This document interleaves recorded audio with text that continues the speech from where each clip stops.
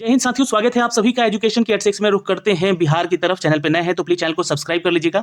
उम्र सीमा को लेकर छूट और उम्र मिस छूट, तो ये आप लोग को कंफ्यूज कर रहा है। बहुत सारे छात्र एसएमएस कर रहे हैं, मैसेज कर रहे हैं कि सर इसके ऊपर वीडियो बनाइए। तो देखिए, यहाँ पर 3 तरह की वैकेंसी निकाली गई है, 3 नहीं 7 तरह की वैकेंसी है।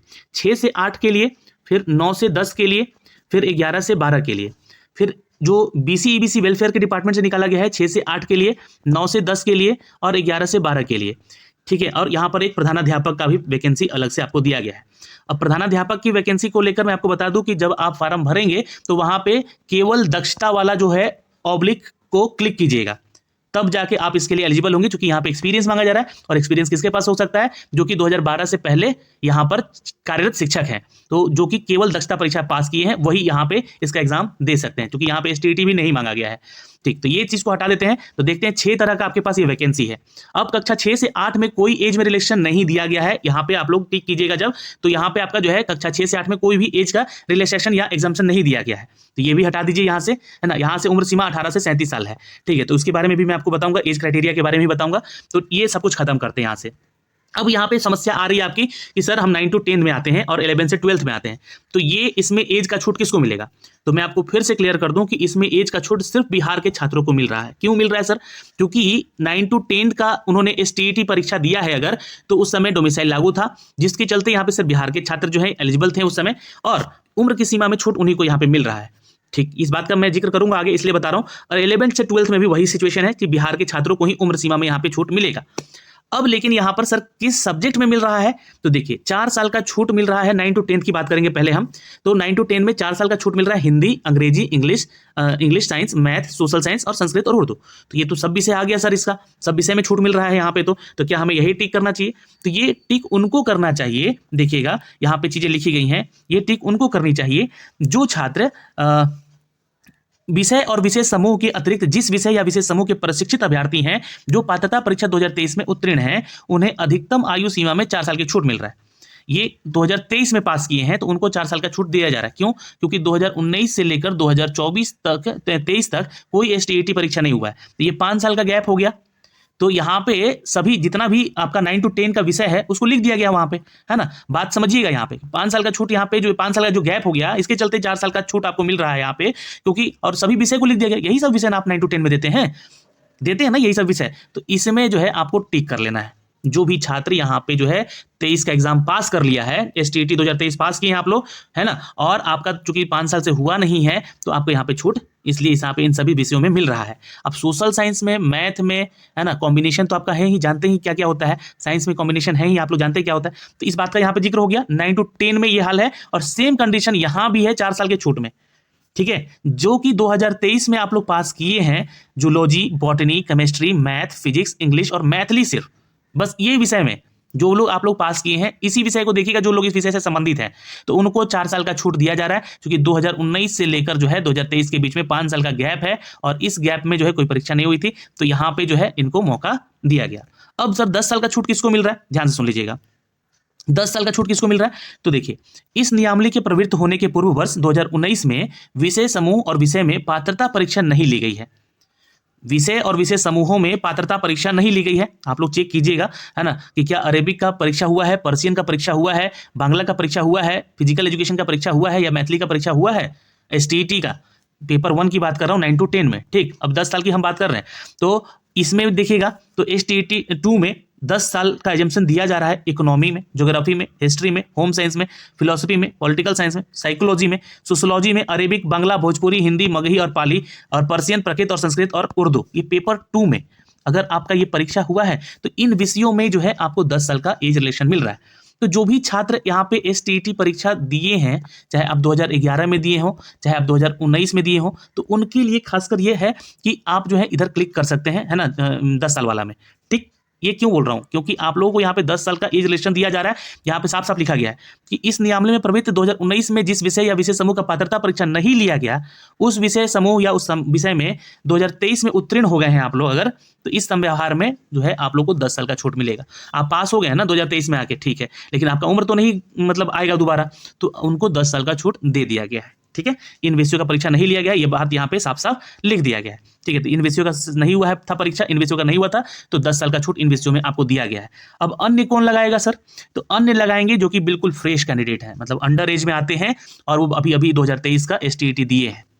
ये तो सिंपल सी बात है यहाँ पे, है ना। या अगर आप 2019 में जो है परीक्षा दिए हैं अपने विषयों का, ठीक है, 2019 STET पास है, सपोज मान लीजिए इसमें तो कुछ कुछ सब्जेक्ट दिए गए हैं ना, इसमें भी कुछ कुछ सब्जेक्ट दिए गए, इस सब्जेक्ट के अलावा जो आपका अन्य विषय है उसमें 2019 में भी आप पास हैं और वो परीक्षा आपका 2019 में भी हुआ, 2023 में भी हो गया, तो उसमें छूट नहीं है। उसमें आप लोग जो है ना 18 से लेकर 37 साल तक, या 21 से लेकर, सॉरी माफ करें 21 से लेकर 37 साल तक 9 to 10 और 11-12 में आप आवेदन कर सकते हैं, तो आप अन्य चुनेंगे। अब आपको तो क्लियर हो गया होगा, जो छात्र 2019 और 2023 का परीक्षा दोनों दे दिया है उनकी बात कर रहे हैं, वो अन्य में यहाँ पे डाल सकते हैं। तो अब यहाँ पे कंफ्यूजन आई थिंक मुझे नहीं लगता कि आप लोग को होना चाहिए। और इस चीज को लेकर जब आप यहाँ पे टिक करेंगे इन सभी चीजों पे, देखिए ये लाइव फॉर्म है यहाँ पे, है ना, तो आपका जो है STET का या CTET का सर्टिफिकेट नंबर मांगेगा, इशू डेट मांगेगा। सर्टिफिकेट नंबर की जगह पे आप रोल नंबर या सीरियल नंबर डाल सकते हैं, लेकिन अगर आप चाहते हैं कि मेरे पास अवेलेबल नहीं तो NA लिख सकते हैं यहाँ पे, ठीक है, और यहाँ पे किस डेट को आपका रिजल्ट आया था वो डेट लिख सकते हैं और अपने सर्टिफिकेट को अपलोड कर सकते हैं।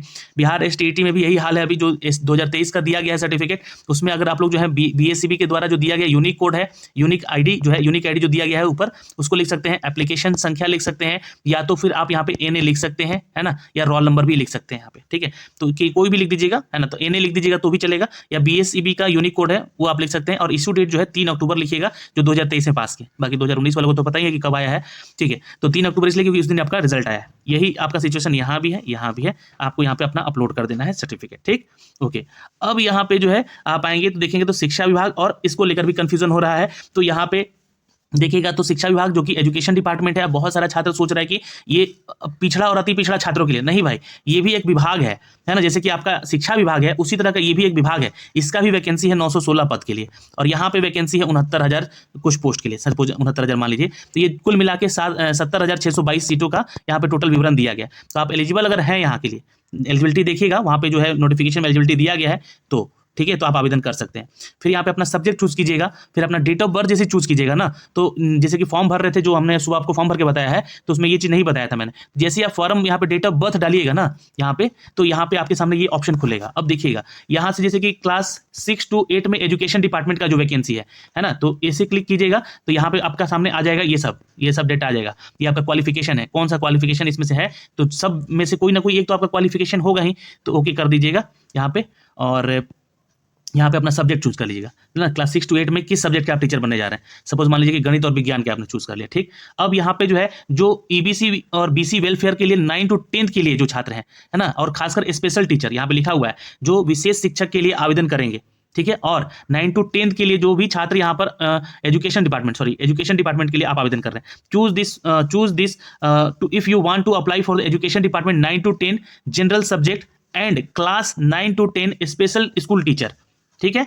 और दूसरा यहाँ पे दिया गया है कि class 9 to 10 education department select for the general subject only, not for special school teacher, तो ये not for special school teacher लिख दिया गया है। और यहाँ पे स्पेशल टीचर के बारे में बोला गया है, स्पेशल टीचर यानी कि विशेष शिक्षक, इनका जो है एलिजिबिलिटी कुछ अलग होता है, जो कि RCI के थ्रू इनको मान्यता देती है सरकार इनके सर्टिफिकेशन को, ये जो है दिव्यांग कैटेगरी के छात्रों को पढ़ाते हैं। तो अगर आप वैसे शिक्षक हैं, आपने RCI से सर्टिफिकेशन किया है, तो ही आप इस पर टिक कीजिएगा, नहीं तो इसको छोड़ दीजिएगा, ठीक है। अब यहाँ पे आपको ये टिक करना है, जैसे ही आप ये टिक करेंगे तो आपका क्वालिफिकेशन यहाँ पे दिखेगा, है ना, कि आप कौन सा क्वालिफिकेशन किए हुए हैं, तो उसके बाद ओके पे क्लिक कर लीजिएगा। यहाँ पे अगर दिख जाएगा तो, नहीं दिखेगा तो भाई एलिजिबल नहीं है, तो यहाँ पे सेलेक्ट कीजिएगा। अब यहाँ पे आपके जो है 9 to 10 वाले सारे सब्जेक्ट दिख रहे हैं जिसमें कि आपको मिल रहा है मौका यहाँ पे करने को। तो मान लीजिए कि आपने यहाँ पे आवेदन कर लिया गणित के लिए, ठीक। अब यहाँ पे नीचे आएंगे, जो छात्र एजुकेशन डिपार्टमेंट से वैकेंसी आया है इस पे टिक कर लीजिएगा 11-12 के लिए, तो इसमें आपको सारा क्वालिफिकेशन दिख जाएगा, पढ़ लीजिएगा इसमें क्या क्या क्वालिफिकेशन है आपका, है ना, जो भी आपका क्वालिफिकेशन दिखेगा उसके अनुसार आपको अपना सब्जेक्ट यहाँ पे चूज करना है।